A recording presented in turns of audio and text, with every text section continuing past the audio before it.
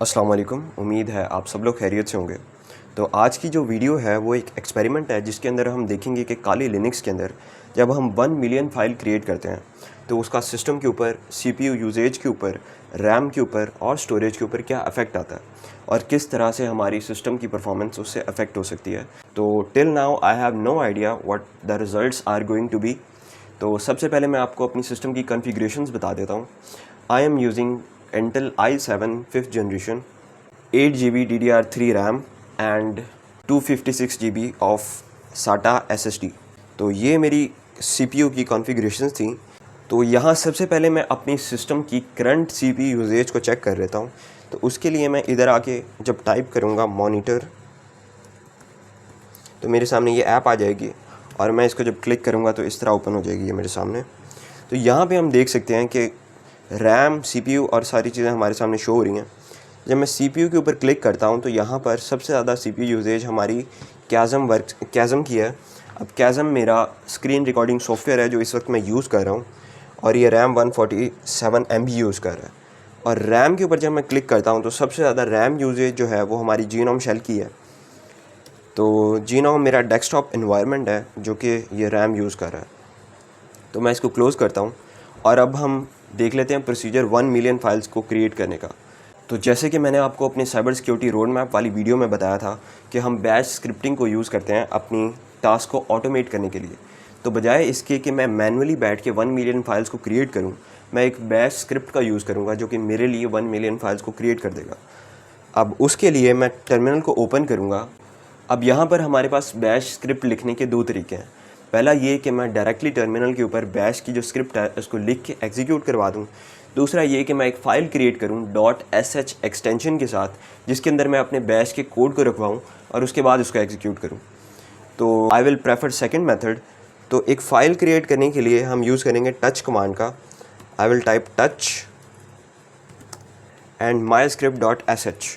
अब यहाँ पे टच कमांड जो है वो एक फ़ाइल क्रिएट करने के लिए यूज़ होती है और myscript.sh मेरी फ़ाइल का नाम होगा। myscript मेरी फ़ाइल का नाम है और .sh जो एक्सटेंशन है ये रिप्रेजेंट करती है कि इस फ़ाइल के अंदर जो कोड है वो बैश का कोड है।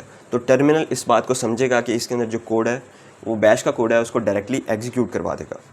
तो जब मैं इसको एंटर करूँगा तो हमारे पास एक फ़ाइल क्रिएट हो गई है। अब मैं डॉक्यूमेंट्स की डायरेक्टरी में हूँ तो जब मैं यहाँ पे ls करूँगा, अब यहाँ पर हमारे पास एक फ़ाइल आ गई है myscript.sh के नाम से। अब ये क्योंकि एक एम्प्टी फ़ाइल है, इसके अंदर हम अपना कोड लिखेंगे तो उसके लिए मैं एक टेक्स्ट एडिटर का यूज़ करूँगा जो कि है nano.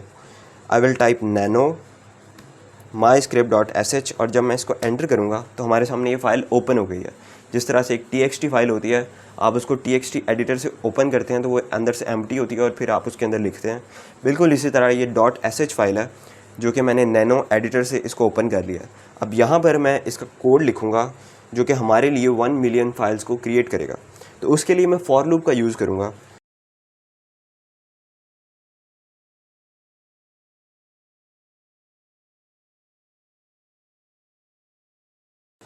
Let me explain the command now. अगर तो आप प्रोग्रामिंग बैकग्राउंड से ताल्लुक़ रखते हैं तो आपको ये कमांड बहुत ही आसानी से समझ आ जाएगी, लेकिन अगर नहीं आ रही है तो मैं आपको समझा देता हूँ।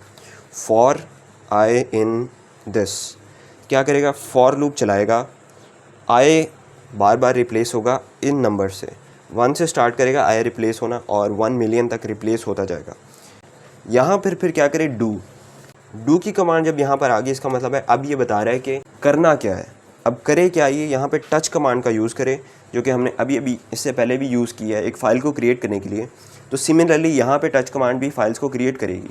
टच कमांड क्या करे, फाइल अंडरस्कोर $i। अब यहाँ पे एक फ़ाइल क्रिएट करे फ़ाइल के नाम से अंडरस्कोर और यहाँ पे i। फाइल 1 पहले i1 होगा फिर i2 हो जाएगा और 1 मिलियन तक ये होता जाएगा। इस तरह हमारे पास फाइल्स क्रिएट हो जाएंगी 1 मिलियन, जो कि इस तरह होगी फाइल _1, फाइल _2, फाइल _3। कुछ इस तरह की फ़ाइल के नेम्स होंगे और .txt फाइल्स होंगी वो। अब जब ये सारी स्क्रिप्ट एग्जीक्यूट हो जाए तो यहाँ पर ये आके कहे डन। ये हमारा कोड लिखा गया जो कि हमारे लिए 1 मिलियन फाइल्स को क्रिएट करेगा। अब इसको सेव करने के लिए हम प्रेस करेंगे Ctrl+X, फिर टाइप करेंगे Y और फिर एंटर को हिट करेंगे तो ये हमारे चेंजेस जो हैं वो sh फाइल के अंदर सेव हो गए। अब सिंपल इस फाइल को एग्जीक्यूट करना है। उससे पहले मैं स्क्रीन को क्लियर कर लेता हूँ। तो अब उस फाइल को एग्जीक्यूट करने से पहले मैं एक डायरेक्टरी क्रिएट कर लूँगा जिसके अंदर हम वो 1 मिलियन फाइल्स को रखवाएंगे, क्योंकि मैं नहीं चाहता कि जितनी फाइल्स इस फोल्डर के अंदर पड़ी हुई हैं वो सब मिक्सअप हो जाएं उन फाइल्स के साथ, क्योंकि वो बाद में मैंने डिलीट करनी है। तो एक नई डायरेक्टरी क्रिएट करने के लिए मैं यूज़ करूँगा कमांड mkdir और उस डायरेक्टरी का नाम रख दूँगा टेस्ट।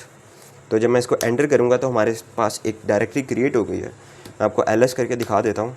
ये रही हमारी स्क्रिप्ट जो हमने अभी अभी क्रिएट की थी, और ये रही हमारी डायरेक्टरी जो हमने अभी अभी क्रिएट की है। तो अब मैं इस फाइल को उठाकर इस डायरेक्टरी के अंदर ले जाऊंगा ताकि वहाँ जाकर मैं इसको एग्जीक्यूट करवा सकूं। तो उसके लिए मैं कमांड यूज़ करूँगा cp myscript.sh और टेस्ट। अब यहाँ से ये क्या करेगी, कमांड कॉपी कर देगी इस फाइल को myscript.sh को टेस्ट डायरेक्टरी के अंदर। अब जब मैं एंटर करूँगा और हम डायरेक्टरी में चलते हैं, टेस्ट डायरेक्टरी के अंदर, तो अब हमारे पास टेस्ट डायरेक्टरी के अंदर जहाँ पे अभी हम प्रेजेंट हैं हमारे पास ये स्क्रिप्ट आ गई है। हमने इसको कॉपी कर लिया वहाँ से। अब यहाँ पे हम इसको एग्जीक्यूट करेंगे, लेकिन सबसे पहले मैं स्क्रीन को क्लियर कर लेता हूँ ताकि जो सारा कुछ लिखा हुआ है क्लियर हो जाए। अब हमारी बैश स्क्रिप्ट को एग्जीक्यूट करने के लिए जो कमांड यूज़ होगी वो होगी बैश और ये स्क्रिप्ट का नाम।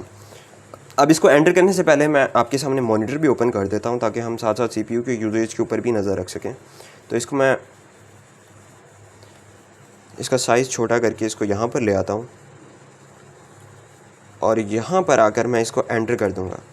और यहाँ पर बेसिकली आपको टर्मिनल के ऊपर कुछ भी शो नहीं होगा कि फाइल्स क्रिएट हो रही हैं या नहीं हो रही, लेकिन आपको यहाँ पर CPU यूजेज देखने को मिलेगी। तो जब मैं CPU के ऊपर क्लिक करूँगा तो यहाँ पर ये बैश जो है अब 7.67% CPU को यूज़ कर रहा है। ये बहुत ज़्यादा CPU यूजेज तो नहीं है, लेकिन फिर भी काफ़ी है। और यहाँ बैकग्राउंड में आप देख सकते हैं ये वही डायरेक्टरी ओपन हुई हुई है GUI के अंदर, और यहाँ पर ये फाइल्स नीचे क्रिएट हो रही हैं। ये आप देख सकते हैं फ़ाइल क्रिएट हो रही हैं क्योंकि ये वही टेस्ट डायरेक्टरी ही खुली हुई है।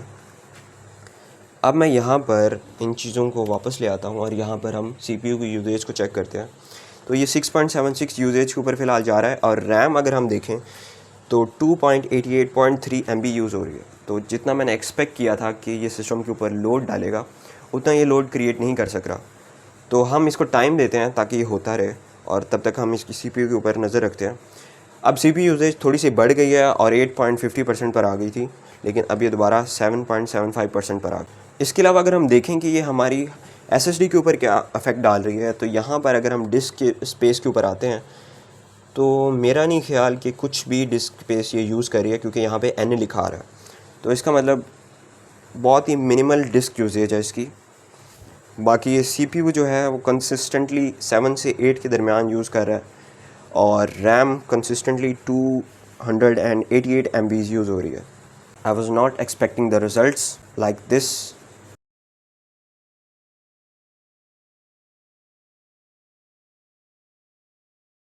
So the process of creating 1 million files was completed, and ये वो फोल्डर था जिसके अंदर हमने 1 मिलियन फाइल्स को रखा है। तो इसका ज़रा हम साइज़ चेक कर लेते हैं कि साइज़ क्या क्रिएट हुआ है 1 मिलियन फाइल्स को इसके अंदर रखवाने से। तो यहाँ पर ये शो करवा रहा है कि 48 बाइट्स का ये फ़ोल्डर है जिसके अंदर 3,08,000 फाइल्स हैं। अब यहाँ पर 3,08,000 फाइल्स इसलिए हैं क्योंकि मैंने प्रोसेस को दरमियान में स्टॉप कर दिया था, क्योंकि it was taking too much time. तो खैर हमारा ये टेस्ट सक्सेसफुल रहा, और हमने रिज़ल्ट जो देखे वो इस कदर शॉकिंग नहीं थे जितना मैं एक्सपेक्ट कर रहा था। जितना मैं एक्सपेक्ट कर रहा था कि CPU यूजेज हाई होगी, उतनी हाई नहीं थी। इसके अलावा अब हम देख लेते हैं कि इसको डिलीट करने में कितना टाइम लगेगा। तो मैं यहाँ डॉक्यूमेंट्स में आता हूँ और ये वो फोल्डर था। तो जब मैं शिफ्ट डिलीट दबाऊँगा और इसको डिलीट करूँगा तो let's see how much time will it take to delete such large number of files. Okay, ये यहाँ पे डिलीट हो गया था फ़ोल्डर। इसने ऑलमोस्ट कोई 30 सेकंड्स लिए हैं डिलीट होने के लिए फ़ोल्डर को, और इसमें 3 लाख फाइल्स थी। So I hope you like the experiment, और इस तरह के मज़ीद एक्सपेरिमेंट्स देखने के लिए subscribe to our channel. If you like the video give it a thumbs up. अल्लाह हाफ़िज़।